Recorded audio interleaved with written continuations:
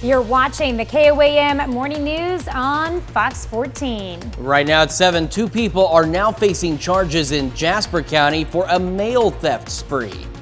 And the ACLU challenges the Kansas death penalty, saying that not only is it not constitutional, but it's discriminatory and does not serve its punitive purpose. And we have an alert day for us today as we have additional wintry weather on the way in for some of us. We'll break it all down coming up. The 4 states' most watched news starts now. Thanks for joining us for the KOAM Morning News on Fox 14. I'm Tanya Bach. Another Sunday night crash, this time in Jasper County, leads to serious injuries for a Carl Junction man. The crash occurred approximately 11:45 Sunday night on Highway P at Central City Road, a quarter-mile west of Joplin. Kia Rio, driven by Cody Harrington, slid into the eastbound lane and struck a 2017 Chevy Cruze, driven by Sarah Hartman of Joplin. Harrington was transported to Mercy Hospital in Joplin with serious injuries. Hartman was taken to Freeman Hospital in Joplin with moderate injuries. Authorities filed charges against 2 Joplin residents for a suspected mail stealing spree in the Joplin area. And they say 30-year-old Aaron Blake and 27-year-old Emily Sturgis are responsible for stealing mail from more than 170 victims. During the investigation, authorities searched a room at the Terra Motel where Sturgis and Blake used to stay. They say they found open mail with W-2 forms, car titles, financial statements, and checks and credit cards. Both suspects are charged with stealing in Jasper County. The American Civil Liberties Union challenges the death penalty in Kansas will go before a Sedgwick County judge and question if it's even constitutional. Attorneys for the ACLU are making the case that the use of the death penalty is discriminatory and does not serve its punitive purpose. The state of Kansas has not executed anyone on death row in more than 60 years, but capital punishment is used in charging and sentencing some cases. Sean Lodging spoke to an attorney working on the case and looks at how the Sedgwick County District Attorney's Office is responding. Kyle Young is charged with capital murder for the shooting deaths of George Kirksey and Alicia Romans in January 2020. While the ACLU is challenging the use of the state's death penalty statute in this case, the director of ACLU's Capital Punishment Project says if the ruling is in their favor, it could have broader impacts. And that ruling, we would hope, then would be applied to other cases. The other thing that we're asking the court to do is to rule that the death penalty statute overall is unconstitutional. The ACLU says it has spent more than 2 years working with experts to research and gather evidence about the Kansas death penalty statute and its use in Sedgwick County. The scope of the hearing is unprecedented. No court has looked at this record of evidence in Kansas. And then also the level of new evidence that we have. Cassandra Stubbs says part of their challenge focuses on the death qualification, where potential jurors opposed to the death penalty are excluded from the juror pool. Every study that's ever looked at it finds that it changes who would be eligible to serve on the death penalty. It removes people who are more likely to ask serious questions about the prosecutor's evidence. They're more likely to lead to wrongful conviction. Cassandra also says their research shows it changes the demographics of the jury, as Black and women jurors are less likely to be represented. The ACLU also points to the research to argue the death penalty is unfairly applied and less likely to be used when the victim is a person of color. Sedgwick County District Attorney Mark Bennett responded to the death penalty challenge in a more than 60-page filing. That included saying that since no trial has yet happened, it's too early to make a decision about this, writing, "In the event the defendant is convicted of capital murder and is subsequently sentenced to death, then the court would be in a position to determine whether the institutional failures described by the defendant were in fact impervious to the steps taken by the court." Bennett adds the issues raised have already been litigated and resolved by other Kansas cases. Bennett also added in a statement that however the trial court rules, the court's ruling will be subject to further litigation at the appellate level. Kyle Young's case is currently scheduled for a jury trial in October. We have ourselves an alert day for today, especially along and south of I-44 where more wintry weather is expected. Now, right now, a lot of the main roads in Joplin, like this one here on the MoDOT camera at 32nd and Range Line, they're clear. Side roads, however, are still sleet-packed. Joplin, one of many schools in extreme southwestern Missouri and northeast Oklahoma that have canceled for today. Taking a look at current road conditions across the area, KDOT still reporting wet pavement through a majority of Cherokee County, so slow down, give yourself time to get where you're going. On the Missouri side, MoDOT still reporting some partly covered to covered roadways, again, south of I-44. So Neosho, Pineville, Cassville, Monette, Mount Vernon, slow down, give yourself time to get where you're going. And some of these other roads that are clear right now, that could change as the morning progresses. Skywatch Storm Tracker clear. Winter weather advisory for Delaware County through 6 this evening, but we could see additional advisories as this system gets going later this morning. We're sitting at 18 in Joplin, feeling like 7 with a north breeze at 9. It is cold across the area as we start our day. 11 in Yates Center, Iola, Fort Scott, 15 Pittsburgh, 20 Miami, 19 in Neosho. And you factor in the wind, even a light breeze makes it feel like 1 in Fort Scott, Nevada, 5 Columbus, feels like 10 in Neosho this morning, so very cold. Now again, along and south of I-44, later this morning, we'll see the snow chances start to pick up, and they'll really ramp up by the afternoon.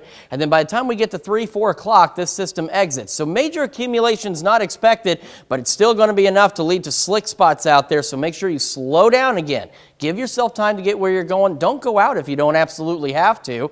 We're up to 24 for a high. Outside of the snow areas, we are cloudy and cold today. And as we head into tonight, we remain cloudy and cold with our low dropping back down to 16. We got one more little bit of winter weather to get through late Wednesday night into early Thursday morning. No accumulations really expected there, but more slick spots possible. However, look at Thursday. We make it up to 44. After that, we head into the weekend. We're back into the 50s to near 60 by next Monday with some evening showers possible, and our overnight lows will warm up a bit as well. We'll finally get some melting going on, and we got a beautiful weekend ahead of us to get out of the house and break that cabin fever that I'm sure some of you are beginning to experience. All right, well, coming up, Kelsey Keeney from the SCK Humane Society is in the KOAM studios to not only introduce us to a puppy with the cutest ears, but also talk about a few upcoming Valentine's Day events happening at the shelter. And later, one project is using AI to help ensure that stories from Holocaust survivors make sure that the Holocaust never happens again. You're watching the KOAM Morning News on Fox 14. Violent videos like the one of the arrest of Tyree Nichols are difficult to watch, but may also be hard to avoid. Mandy Gaither has more on how to cope with the feelings these types of videos may bring and how to talk to children about it. You don't have to physically witness violence to have a traumatic stress response from it. Maybe you're having nightmares about it and it just keeps replaying in your head.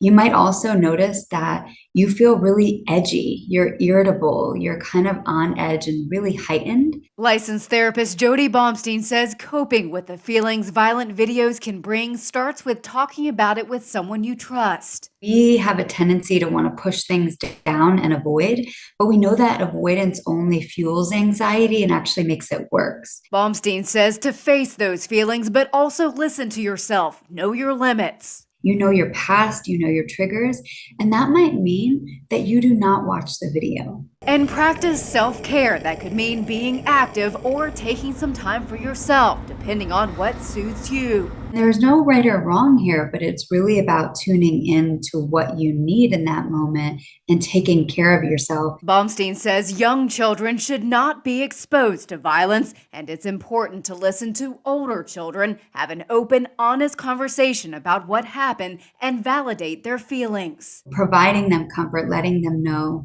that they are safe in this moment, but not lying and saying that this will never happen again, because we can't say that with certainty.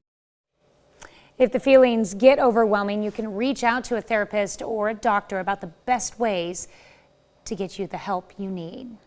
All right, taking a look at the MoDOT camera at 32nd and Range Line, looking back south. All this white stuff here is thankfully not precipitation at this point. It's that salt mix that they put down. However, we could see additional coverage on these roadways, and we're still dealing with slick spots even this morning. KDOT still reporting wet pavement for a good portion of Cherokee County out there, so watch out if you're in Cherokee County. And on the Missouri side, MoDOT's still reporting roughly south of I-44, partly covered to covered roadways. So if you're traveling out here, again, slow down, take your time, do not rush, and if at all possible, simply stay home. We have a winter weather advisory still for Delaware County through 6 o'clock. We could see a few additional ones along and south of I-44 as some wintry weather moves in later this morning. 18 in Joplin, north breeze at 9, making it feel like it is 7 out there, so not even a strong breeze, making it feel quite cold. 11, Yates Center, Iola, Fort Scott, 15, Pittsburgh Parsons, 20, Miami Anderson, 19, Neosho, 18, Carthage, and you factor in that light breeze and it feels like 1 in Nevada and Fort Scott, 3 in Chanute, 5 in Columbus, and 10 in Neosho as we start another bitterly cold Tuesday here.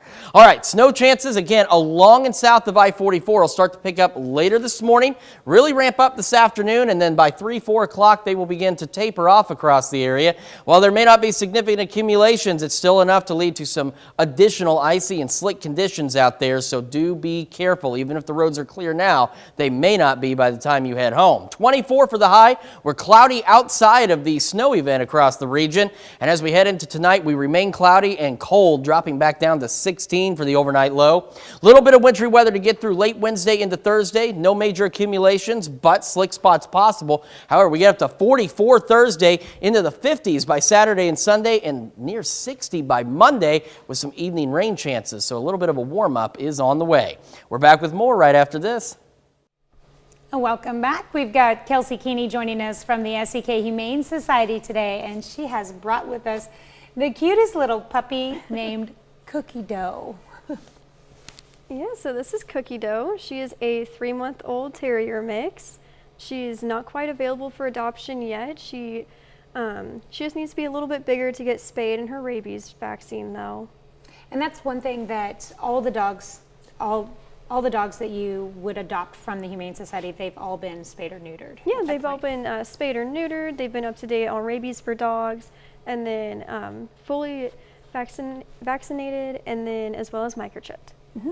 And you guys are actually holding a fundraiser this weekend to help pay for that spaying and neutering aspect of it. Yeah, so this weekend, the 4th and the 5th, we're going to have an event called Will You Be My Date? And it's just where someone comes in and checks out a dog for the day, take him out on the town, get a pup cup, and go on the nature trail if the weather's fine. And then the $10 donation is going to help for future rabies vaccines. Okay. Yeah.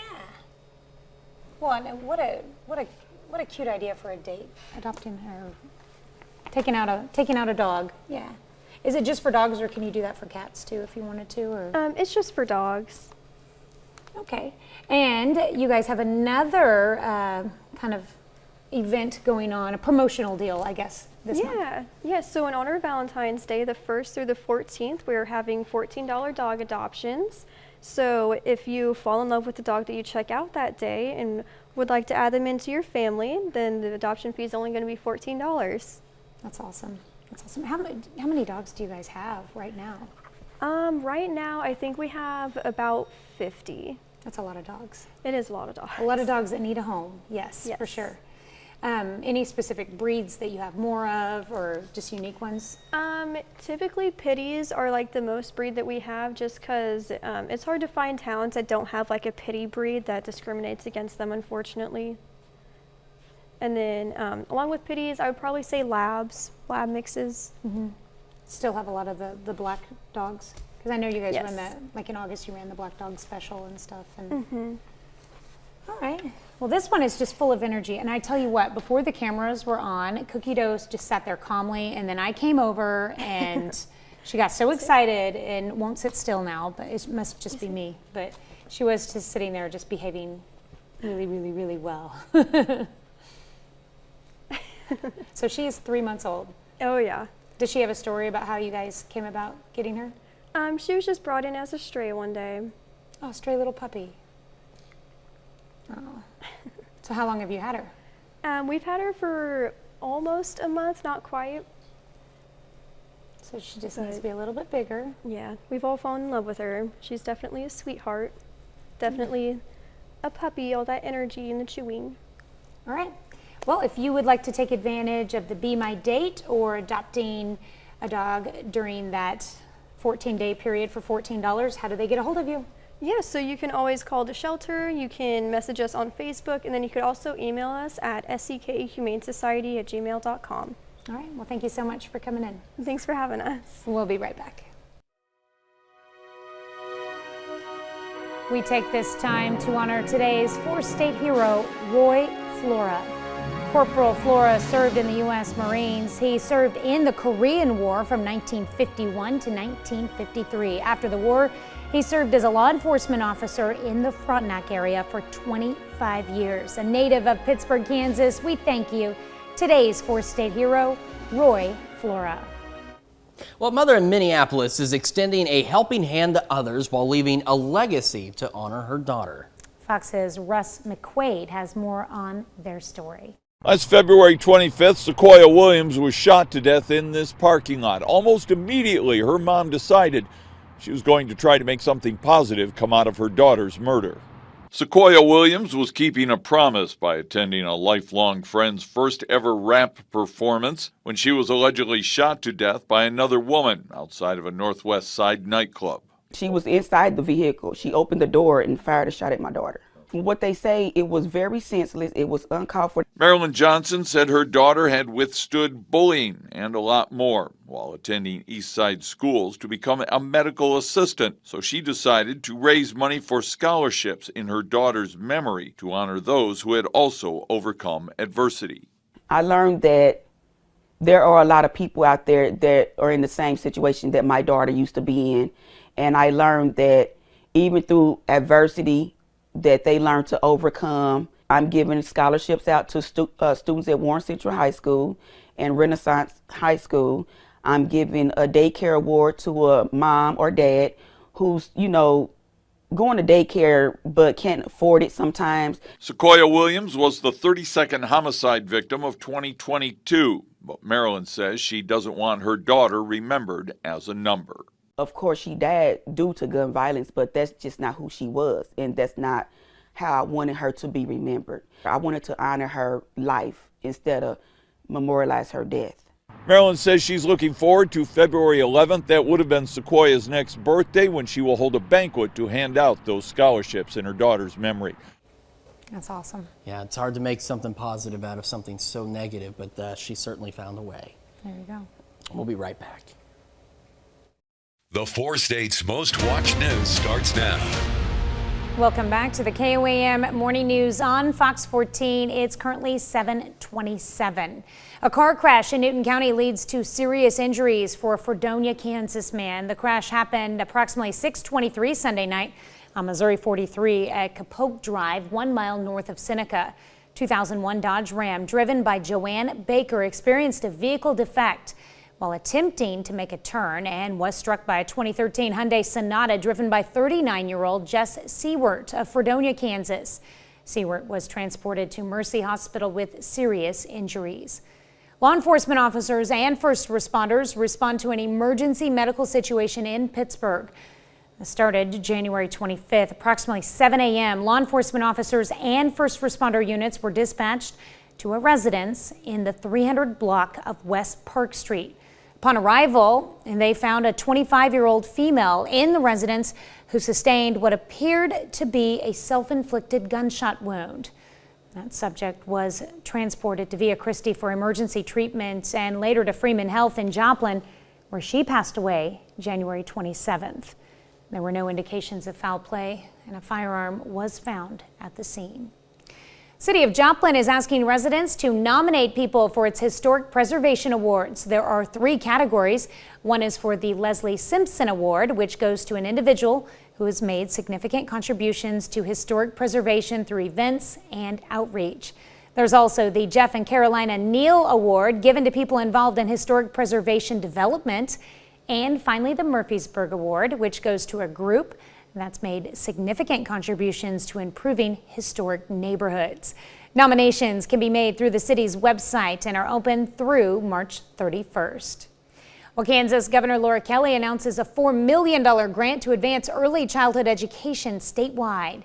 The state's Children's Cabinet and Trust Fund received the grant from the U.S. Department of Health and Human Services. It will support efforts to bolster the early childhood workforce and to conduct a study on streamlining programs to make them easier for families to navigate.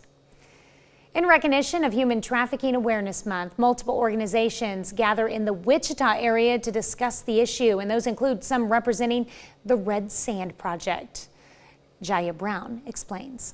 There's been a few people walking around asking us, what is this? And that's exactly what we want to do. We want to raise awareness. It's a creative movement that has people stopping to look. The idea of the Red Sand Project is to bring awareness to human trafficking, and the red sand symbolizes the importance to prevent trafficking victims from falling through the cracks. I think it's an amazing awareness project because when you see red sand in cracks around town, they're going to ask questions, and we chalk in human trafficking to make people aware that this is what that symbolizes. Now, the joint effort within the Red Sand Project allows people to question, connect, and take action. Unfortunately, in our community, we have, in many communities all across the nation, we have people that look to take advantage of children in those vulnerable situations. And so we need to be aware of those situations and making sure that we can connect them into appropriate resources and support services. The Department of Justice identifies Kansas because of its central location as a state where child trafficking starts. That's why this project is so important to the community. The more you know, the more willing you'll be able to get help before you fall deeper into the cracks. If you or someone you know is at risk of human trafficking or living in an unsafe situation, there is a 24-hour hotline you can call. That number, 316-262-HOME. Well, this morning we're discussing the master of horror himself, Stephen King. Now, Stephen King, there's a chance you know who he is, and if you don't, well, I got some great news for you. We're going to go ahead and tell you about him. See, Stephen King is an American author of horror, supernatural fiction, suspense, crime, science fiction, and fantasy novels. He's earned the title, no pun intended, King of Horror. His books have sold more than 350 million copies, and many have been adapted into films, television shows, miniseries, and comic books. Well, King has published 64 novels, including 7 under the pen name Richard Bachman, as well as 5 nonfiction books. He's approximately written 200 short stories, most of which have been published in book collections. He's received multiple awards over his career, including the Bram Stoker Award. That brings us to our question for you this morning. What's your favorite Stephen King book? There's a lot of choices. So far, The Green Mile taking the most at 28%, with The Shining coming in second at 23%.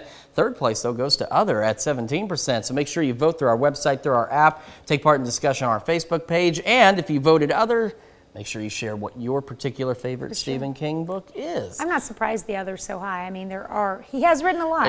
We just mentioned how many he's written, and it is a lot of options out there. We can only fit so many on this little bar down here. And today is a great day to stay indoors and read a Stephen King book, because we have an alert day for another wintry mix, not around the wintry precip, mainly again along and south of I-44. And of course, we do have a traffic alert because, believe it or not, we're still dealing with some slick spots out there. Now, MoDOT camera at 32nd and Range Line looking south on Range Line. It is clear for the time being, but that is very likely to change as the morning progresses. KDOT still reporting some wet pavement in most of Cherokee County, so be careful out there. MoDOT, on the other hand, still has some partly covered to completely covered roadways south of I-44. So if you are commuting out and about this morning down here, make sure you give yourself plenty of time to get where you're going. Skywatch Storm Tracker clear. Winter weather advisory, Delaware County through 6 this evening. A few more could populate as the morning progresses and we see some wintry weather move in. We're at 18 in Joplin, feeling like 7 with a north breeze at 9 miles an hour. A bitterly cold start across the region. 12 Yates Center, Iola. 11 in Fort Scott. 20 Miami. 19 Neosho. Neosho, and 16 in Lamar. And you factor in even a light breeze, feels like 1 below in Iola. So dangerously cold wind chills out there. 6 in Pittsburgh, 5 in Lamar, 13 Neosho, feels like 8 in Miami. Snow chances will really ramp up as we head into the late morning and into the afternoon hours. Again, along and south of I-44, and by 3-4 o'clock, this system gets out of here. So no major accumulations expected, but could still lead to additional slick spots out there. So just slow down, give yourself time to get where you're going. High of 24 today. We're cloudy outside of the snow. And then as we head into tonight, we're cloudy, cold again, down to 16 for our overnight low. And a quick look ahead, I wanted to show you, we've got another little bit of wintry weather early Thursday morning, so some slick spots possible. 44 though for the high, into the 50s by the weekend and up to near 60 by Monday. We're back with more right after this. Welcome back to the KOAM Morning News. Charlene Patton back with us yet again from the Kansas Soybean Commission. Welcome back. We've had a lot of great dishes through the month so far, and we've got another one just in time for the Super Bowl. That's right. Another munchie that we can have, and we are getting a little soy protein, and so it's a healthy munchie. It's a winning recipe again. Let's say who won this. It's Joyce Cunard again from Hutchinson, Kansas. So she did pretty well, I'd say. Yes, she did. And it was in the snack category. So we have 1 cup of roasted salted soy nuts. So I'll let you add those in. Hey. And this is our roasted salted edamame. Nice colors here. And then this is our dried cranberries. Now you could use any dried food that you wanted to, but she used the dried cranberries. And then here we have little chocolate candies. And do you know there's soy in there too? I did not know that. See, and that's one thing I've learned. There's soy in a lot of places that you wouldn't have expected it to be. It is soy lecithin in here, and it acts as an emulsifier with those candies to keep it all together and smooth. So a lot of times soy is added as an ingredient just to make whatever it is better. So that's right. So gosh, there we are. Noisy. This would be a great one for your kids to make. I'll turn that up, but gosh, how simple is that? And you can serve that. We've got this in a bowl over here. I love all the colors. You can use, like I said, different dried fruit if you want to add to it, but it makes a very healthy snack. And we have the nutritional value there. A 1/4 cup serving is 143 calories.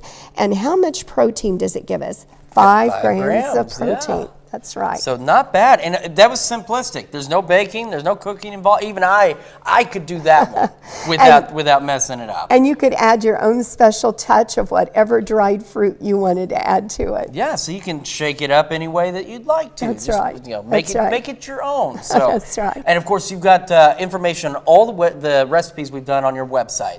That's right, kansassoybeans.org, and if you call our 800 number 877-KS-SOYBEAN, they'll mail you all the recipes, and we do have an archive. So if you want other ideas for your Super Bowl party, go to our snack and appetizer treats. Yeah, because what was it? Last month we made some, it's all starting to blend together, but in the last couple of months we made some really great snack mixes as well. So if this one may not be your style, there's plenty of them online. That's right, So, that's right. And you can find links to all of this, of course, on our website at KOAMnewsnow.com. We'll be back with more of the KOAM Morning News right after this. All right, we have an alert day today for those along and south of I-44 for more wintry weather later. MoDOT camera looking live at 32nd and Rangeline back to the south. You can see salt on the road. The main roads in Joplin have been clear this morning. Side roads not so much, but that will change as the day goes on. KDOT still reporting wet pavement through most of Cherokee County this morning, so slow down, give yourself plenty of time. And we're looking at similar situations on the Missouri side as well, as MoDOT is still reporting partly covered to covered roadways down south of I-44. So again, slow down, give yourself time to get where you're going, because we're going to see a little more partly covered to possibly covered roadways as the morning progresses. Skywatch Storm Tracker for now is clear. We do have the winter weather advisory in Delaware County through 6 o'clock this evening. I would not be surprised if we saw a few more pop up along I-44 later today. 18 in Joplin, feeling like 7 with a north breeze at 9. A bitterly cold start for all of us today, as we're looking at 12 in Iola, 11 Fort Scott, 20 Miami, and 19 in Neosho. You factor in that wind, feels like 1 in Iola, 5 in Pittsburgh, 10 in Miami, and 11 in Carthage. Our snow chances again along and south of I-44. Start to pick up later this morning. They really ramp up this afternoon, and then they'll taper off by about 3, 4 o'clock today. No significant accumulations expected, but it could be enough to add to additional slick spots out there. 24 for the high today, cloudy outside of the snow. Cloudy tonight, down to 16 for our low, so another bitterly cold night.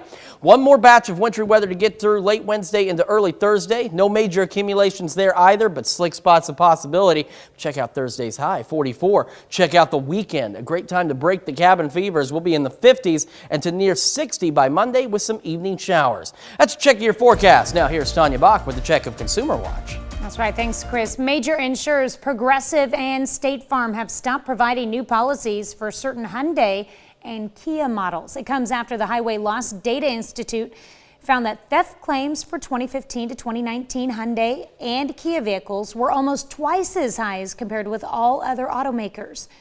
The reason for the higher theft claims is a lack of electronic immobilizers in some Hyundai and Kia models that would otherwise prevent thieves from breaking in and bypassing the ignition.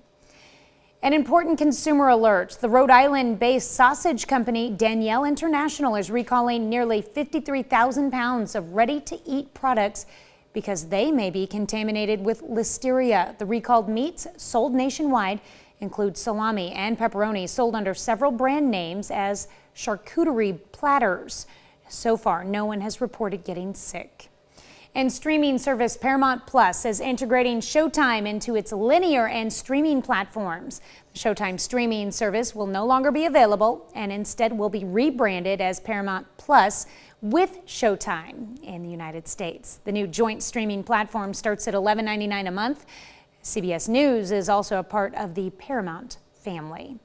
We'll get ready for borrowing costs to tick even higher this year. The Federal Reserve is meeting this week for the first time in 2023.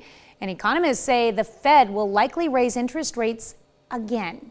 Cole Higgins has what this means for inflation and for your new finances and how soon we could see some relief. Good afternoon. The first Fed meeting of 2023 gets underway this week, and economists expect the Federal Reserve to raise interest rates again Wednesday, marking the 8th increase in a row. Economists predict a smaller increase than in the past, likely a quarter point. And then a 25 basis point hike in March, bringing the policy range to between 5 and 5.25%. Economist Joe Brusuelas expects hikes to continue at least through March. This week's meeting is a critical one. Economists say it should give us some insight into the Fed's policy plans for the rest of the year, as the Fed aims to slow down the overheated economy and ultimately bring down historic inflation. If you're out there and you're living paycheck to paycheck, the best I can offer you here is that the worst is behind this. But economists say before we see prices moderate, the Fed's move will likely deepen the economic pain for millions of American businesses and households by pushing the cost of borrowing even higher for credit cards, car loans, and mortgages.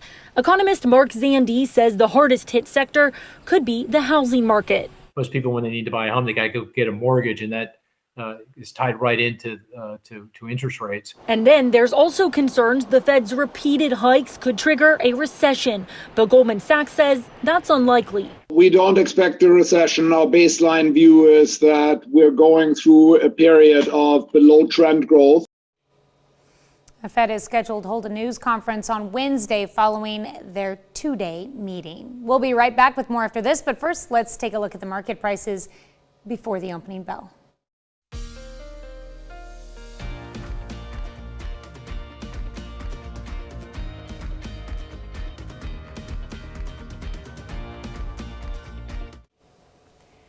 The horrific events during the Holocaust led to the murders of around 6 million Jewish people. And now one project is helping to make sure history is documented so that it can never be repeated. Jackie Ibanez takes a look at how artificial intelligence is helping create images from the stories of Holocaust survivors. Artificial intelligence is preserving the memories of Holocaust survivors through specially generated pictures. I feel that I'm sitting with brave people. In Israel, more than a dozen Holocaust survivors sat down with Saul Leffler to tell their stories. Leffler listened as each person reflected on the horror and pain they endured, entering key moments from each memory into an AI program called Midjourney. I want you to remember the moment when it saves your life. Using the information it was given, the software created a series of images depicting the stories of each survivor. I felt shivers. I couldn't grasp that it was me. It was hard for me to process this picture, going 80 years back and seeing the state I was in then and the state I'm in today. Those pictures were recently displayed during an exhibit in southern Israel. It's very moving to see these stories presented via AI. These are Holocaust stories that we have heard, and seeing them now so vividly is bringing up very strong emotions. Even though the memories are extremely hard to relive, survivors say it's critical to document history because forgetting it poses many dangers. Some people do not want to remember about that, and I think it's very important to remind them and to show them that anything can repeat in our life. Well, the project was spearheaded by an Israeli organization supporting Holocaust survivors. And the images will be sold to help raise funds for survivors in need. And certainly incredible what AI is able to do, like that one man said about seeing himself in a moment in time in a generated photo where no real photo existed is just incredible. And it is important that we remember these things so they do not happen again. It's amazing what they can do with technology these days, for sure. Absolutely. And today is a great day to stay inside, especially along and south of I-44. Take a look. This is the MoDOT camera looking from 32nd and Rangeline, looking back to the south. You can see the roads in Joplin. The main roads are clear this morning. Side roads are still sleet-packed, but main roads aren't too bad, but that's going to change as the morning progresses. KDOT, again, still reporting some wet pavement across Cherokee County, so be careful out there. Slow down. Give yourself time to get where you're going. And as we take a look on the Missouri side, still south of I-44, some partly covered to covered roadways. So we know a number of schools, especially in extreme southwest Missouri and into northeast Oklahoma and other organizations, are closed today. And we've got that scrolling across the bottom of the screen. And this is why roads are still not 100% yet. And with more wintry weather on the way, take a look. Here it comes out of Oklahoma. We're going to see additional slick spots and buildup. Now, right now, we just have the winter weather advisory in Delaware County through 6 this evening, but it would not be surprising through the morning to see a few more issued along I-44. We're at 18 in Joplin, north breeze at 9, making it feel like it is 7 degrees out there. We've been talking all morning about how bitterly cold it is. 11 in Fort Scott, 19 Chautauqua, 20 Miami, 19 Neosho, 18 in Carthage, and even with a light breeze, feels like 1 in Iola, 5 Columbus, 10 Miami, feels like 11 in Carthage. So again, along and south of I-44, snow chances start to pick up late this morning, really ramp up this afternoon, and then they'll die out by about 3, 4 o'clock. So that could lead to additional slick spots on the roadway. I'm going the wrong side of the screen. Here we go. 24 for the high. We'll have cloudy skies outside of the wintry precipitation. As we head into tonight, we're down to 16 for our overnight low and cloudy. We'll make it to 37 tomorrow, and then another round of wintry weather late Wednesday, early Thursday. No accumulation, slick spots though. Check it out Thursday. We're up to 44. Some melting can start. By the weekend, we're in the 50s, and by Monday, we're near 60 with some evening showers. That's Check Your Forecast. We're back with more right after this. Welcome back to the KOAM Morning News on Fox 14. Here's what's happening today. The Memphis Police Department says more charges are coming in relation to the beating and eventual death of Tyree Nichols. On Monday, the department announced 2 more officers were relieved of duty. One of them was Preston Hemphill. His body cam footage shows him tasing Nichols. The Memphis Fire Department also says 3 of its employees have been fired. And the White House is planning to end 2 COVID-19 emergency declarations in May. The original actions taken by the Trump administration provided funds and resources to several federal agencies to help them deal with the pandemic. Ending the declarations will mean the government will begin treating the virus as an endemic that is here to stay. And actor Cindy Williams has died. She was best known for playing Shirley opposite Penny Marshall's Laverne on the popular sitcom Laverne and Shirley. The 2 actors each received stars on the Hollywood Walk of Fame in 2004. Family spokesperson said Williams passed away peacefully after a short illness in Los Angeles on Wednesday. She was 75. An alert day for us along and south of I-44. More wintry weather coming in. No major accumulations, but enough to add to the already slick roadways in areas out there. We're otherwise 24 today for the high. Will be cloudy outside of the snow, and that snow moving in late morning into the early afternoon. 16 for our low. We're down very cold and cloudy tonight. As we look at the extended forecast, we've got another wintry mix early Thursday, so some slick spots possible then. But after that, we start to warm up well above normal into the 50s by the weekend and up to 57 by Monday with some evening showers. Okay, with these temperatures today, this next story is perfect. Absolutely. It's time to snuggle up with a cup of hot chocolate. That's because today is National Hot Chocolate Day. Make some at home or stop by a coffee shop for one. Feel free to top it with whipped cream or even marshmallows. You can celebrate by taking a photo and posting it with the hashtag National Hot Chocolate Day. Today is the perfect day for some hot chocolate. Boy, the last few days have been perfect days for hot chocolate because it has been bitterly cold, but thankfully there's a brief warm up on the way. Now, unfortunately, what we didn't see in the long range forecast is after the rain Monday, temperatures go back to normal or slightly below. So, and then another wintry system by the middle of next week. So enjoy this weekend while you can. Break that cabin fever, get out there and have some fun. All right. Yep. In the meantime, hunker down. Absolutely. Stay warm. Yeah. Try your best. Well, thank you so much for letting us put the good in your morning. We're going to be back with more news and weather today at noon. Have a great morning and an even better day.